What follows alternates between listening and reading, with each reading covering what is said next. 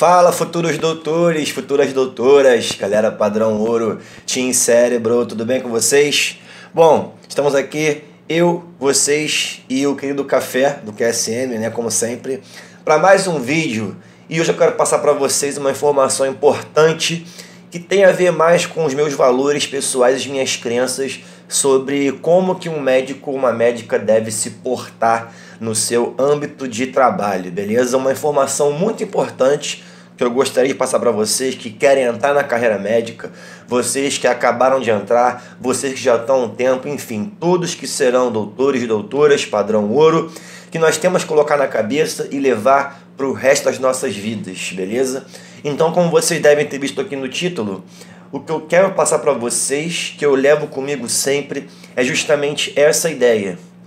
Faça pelo próximo, pelo paciente ou familiares, o que você gostaria que fizessem por você, beleza?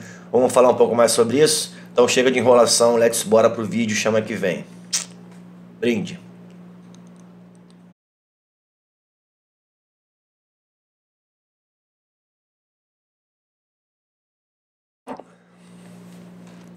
Bom, gente, a ideia de fazer esse vídeo surgiu da onde, né?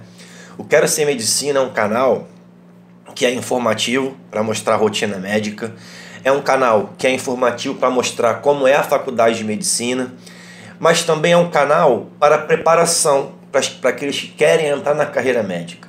Preparação em que sentido? No sentido específico em relação a matérias, né? Você vê que a gente colocou um vídeo essa semana sobre dicas de como mandar bem em redação. Preparação no aspecto psicológico, que é o que eu mais quero focar aqui no canal, mais tenho focado. Vocês viram os vídeos aí semana passada sobre foco na medicina, foco nos estudos, sempre tentando motivar vocês a manter o ânimo em alta. Mas também a preparação em termos de valores do médico, da médica, valores que eu, na minha concepção, creio que são corretos. Então, gente, muitas pessoas têm essa dúvida, como é que eu devo me portar no hospital?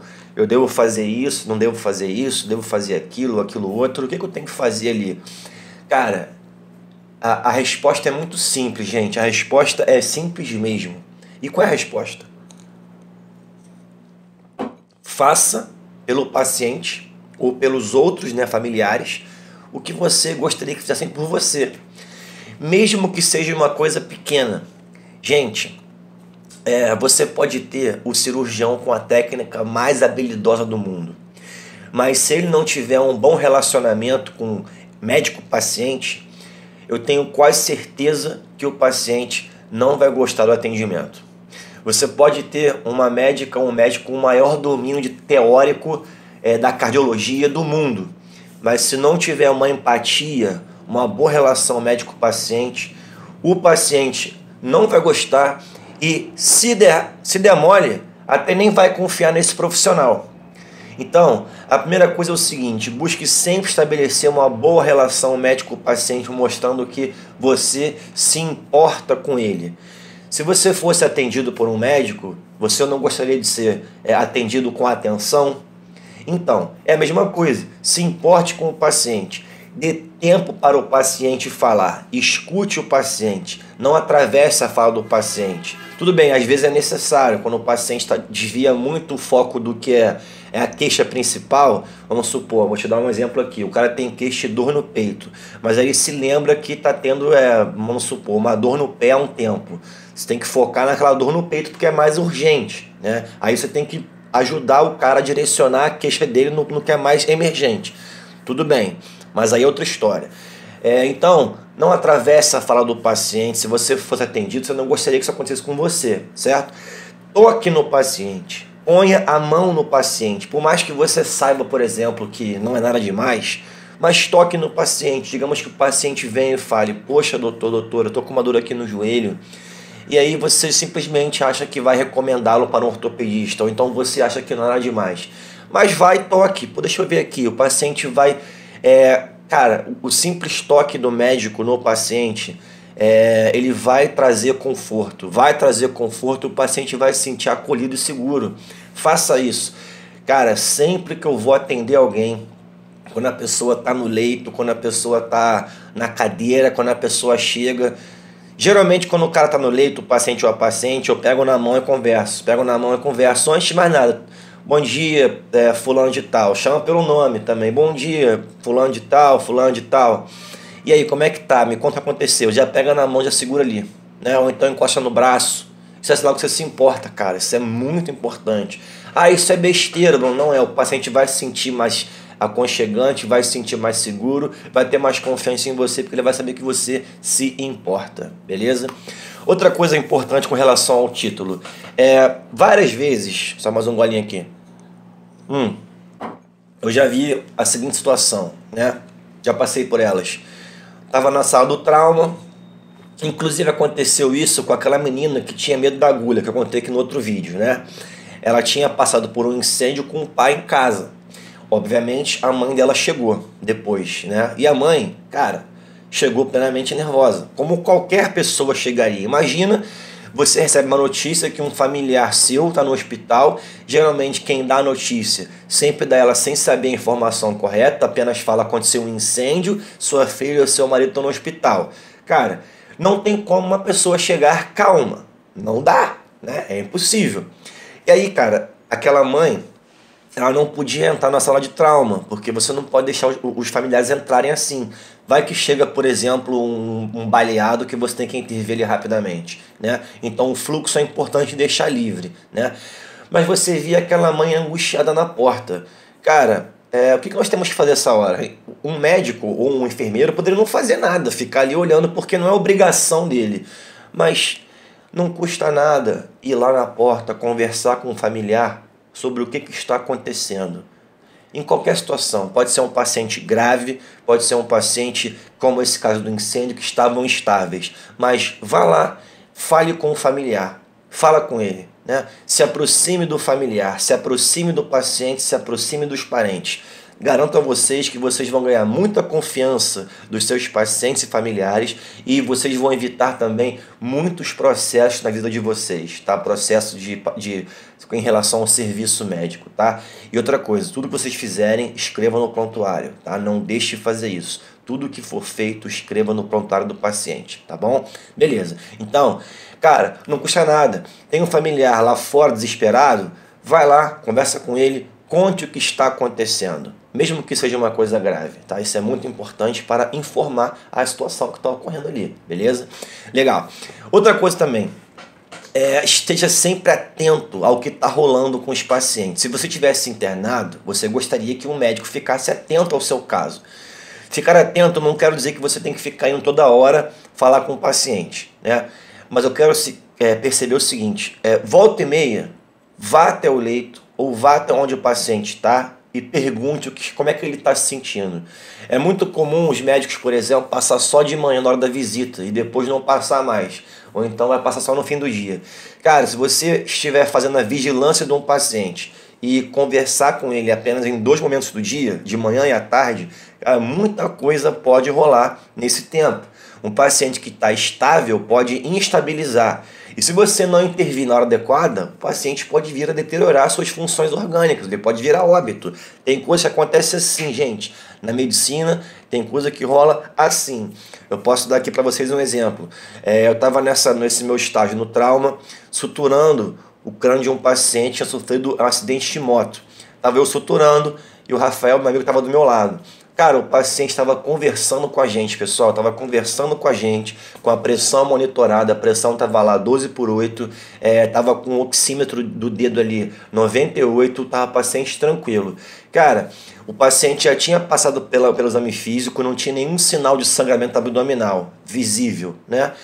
Estou conversando com o paciente, ele contando como é que aconteceu, do nada ele começou a ficar assim, sonolento, começou a ter uma queda de consciência, perder a consciência, a gente chamando ele, ele já estava ficando irresponsível. Cara, o que aconteceu? O paciente que rebaixou a consciência, ele não está dormindo. Eu estou suturando o paciente, o cara não vai dormir com o crânio sendo suturado, né? Por mais que não esteja doendo, o cara está atento ao que está acontecendo.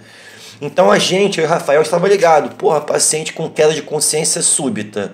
Cara, alguma coisa está rolando. Ou geralmente em acidente de moto, né, um trauma, é algum sangramento oculto ali. O que aconteceu? A pressão do cara começou a cair. E a gente estava atento. E o que a gente fez?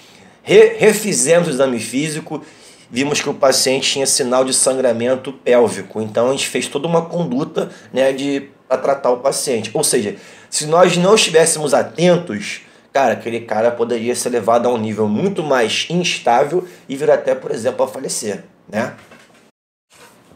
Bom, pessoal, então esse foi mais um caso importante que nós temos que ter atenção sempre a tudo que está acontecendo ao nosso redor, tá? A gente pode relaxar no trabalho, mas não pode dar mole, beleza?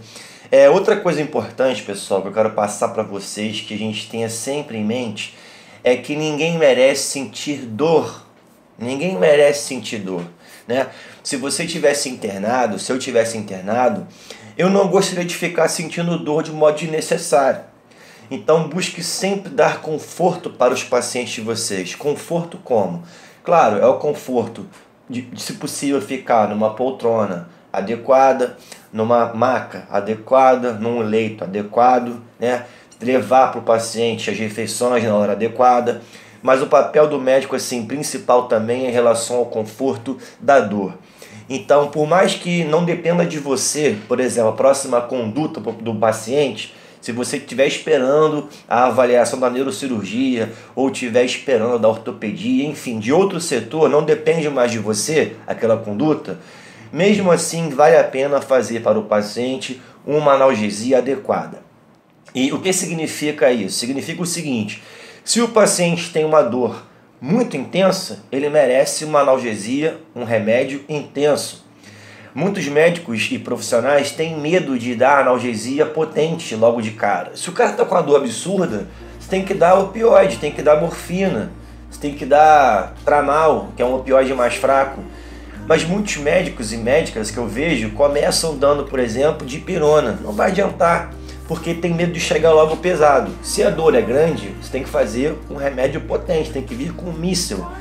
Não adianta vir com peteleco, né? Então eu vejo muito isso acontecendo. O cara tem uma dor absurda, porque fraturou o fêmur, aí os médicos ou médicas fornecem primeiro, né, dipirona com anti-inflamatório, o cara continua agonizando de dor.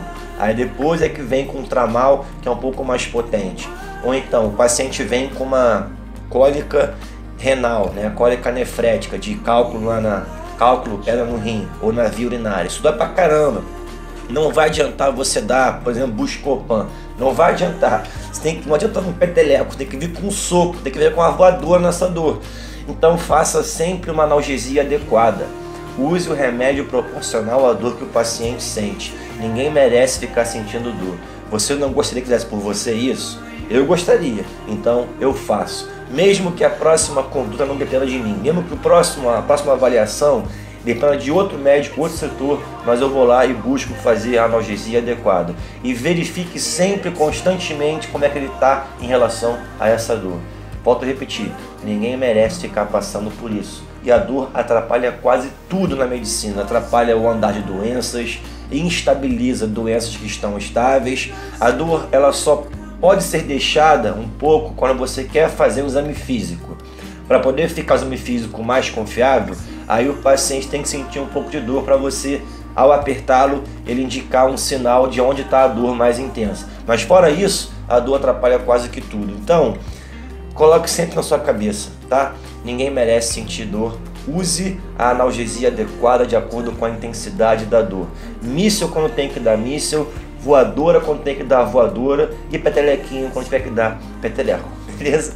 Bom, pessoal, leve sempre isso na sua cabeça para o resto da sua carreira médica e eu vou sempre ter esses valores na minha, tá? Não adianta pensar isso só quando é recém-formado e depois de 10 anos de rotina esquecer. Não adianta, tem que ser para sempre, beleza? Então isso é medicina padrão ouro e eu sei que a família QSM Medicina Raiz vai carregar consigo esses valores e crenças e nós iremos fazer diferença nessa sociedade médica, beleza? Bom, pessoal, então é isso, espero que tenham gostado. Se gostou, curte o vídeo aí, inscreve no canal e um último recado. Segue a gente no Instagram, @QueroSerMedicina, se inscreve aí, dá o like. Chora agora, reaprovado. Se não aguenta, não se envolve, chama que vem. Um beijo do fundo do ventrículo esquerdo. Nos vemos aonde? Nos plantões por aí. Tchau.